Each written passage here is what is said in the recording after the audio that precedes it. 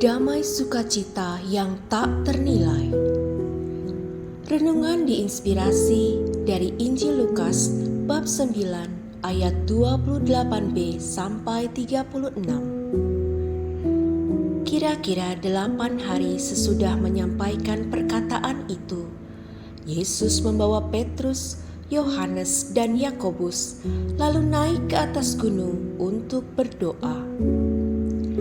Ketika ia sedang berdoa, rupa wajahnya berubah dan jubahnya menjadi putih berkilau-kilauan. Tampaklah 2 orang berbicara dengan dia, yaitu Musa dan Elia. Keduanya terlihat dalam kemuliaan dan berbicara tentang kepergiannya yang akan digenapinya di Yerusalem. Sementara itu, Petrus dan teman-temannya telah tertidur, dan ketika mereka terbangun, mereka melihat Yesus dalam kemuliaannya dan kedua orang yang berdiri di dekatnya itu. Ketika kedua orang itu hendak meninggalkan Yesus, Petrus berkata kepadanya, "Guru, sungguh baik kita berada di tempat ini. Biarlah kami dirikan 3 kemah, 1 untuk engkau, 1 untuk Musa, dan 1 untuk Elia." Namun Petrus tidak tahu apa yang dikatakannya itu. Sementara ia berkata demikian, datanglah awan menaungi mereka. Ketika mereka masuk ke dalam awan itu, takutlah mereka. Lalu terdengarlah suara dari dalam awan itu yang berkata, "Inilah anakku, pilihanku, dengarkanlah dia." Ketika suara itu terdengar, tampaklah Yesus tinggal seorang diri. Pada masa itu, murid-murid itu diam dan tidak menceritakan kepada siapapun apa yang telah mereka lihat itu. Demikianlah sabda Tuhan. Terpujilah Kristus. Injil hari ini mengisahkan peristiwa ketika Yesus mengajak 3 muridnya naik ke atas gunung untuk berdoa. Di sana, ia menampakkan kemuliaannya dan berbicara dengan Musa serta Elia mengenai misi yang akan digenapinya di Yerusalem. Namun, sayangnya para murid tertidur dan tidak mendengar pembicaraan tersebut. Setelah mereka terbangun, mereka melihat Yesus dalam kemuliaannya bersama Musa dan Elia yang berdiri di sisinya.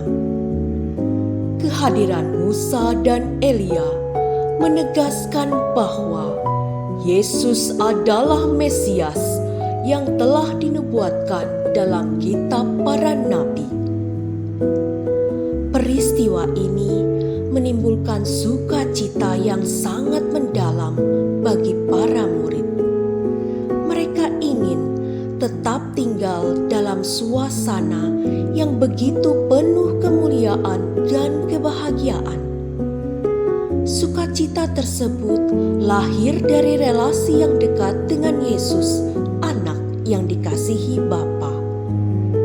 Sukacita ini begitu kuat sehingga Petrus bertahun-tahun kemudian masih mengingatnya dan bersaksi dalam surat kedua Petrus bab 1 ayat 17 dan 18 bahwa Yesus menerima kehormatan dan kemuliaan dari Allah Bapa yang menyatakannya sebagai anaknya yang terkasih saat mereka berada di atas gunung.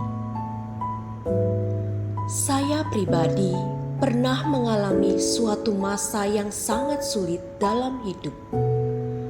Permasalahan berat menekan saya, dan berbagai usaha yang saya lakukan untuk menyelesaikannya tidak membuahkan hasil. Rasa putus asa dan kesedihan menyelimuti hari-hari saya. Hingga pada suatu titik, saya bersimpuh di bawah salib dan menyerahkan segalanya kepada Yesus sambil menangis memohon pertolongannya. Yesus tidak langsung menjawab doa-doa saya dengan solusi instan. Namun, hari demi hari, Ia menguatkan, menghibur, dan menumbuhkan sukacita dalam hati saya. Sebuah sukacita yang tidak tergantung pada situasi, tetapi bersumber darinya. Sukacita ini membuat saya mampu menjalani hidup dengan semangat, meskipun persoalan belum juga terselesaikan. Saya merasa damai dan yakin bahwa Tuhan akan menolong saya pada waktunya dengan cara yang terbaik. Sukacita ini pula yang memampukan saya untuk tetap melangkah bersamanya. Bagaimana dengan Anda? Apakah Anda rindu mengalami sukacita seperti ini? Bukalah hati Anda, mendekatlah kepadanya, dan biarkan Ia memenuhi hidup Anda dengan damai sukacita yang tak ternilai. Marilah berdoa. Ya Bapa, terima kasih atas damai sukacita yang Kau anugerahkan kepada saya. Genggamlah tangan saya agar selalu mendekat padamu dan mampukanlah saya agar dapat menjadi saluran damai sukacitamu bagi sesama demi Kristus, Tuhan dan Penyelamat kami. Amin.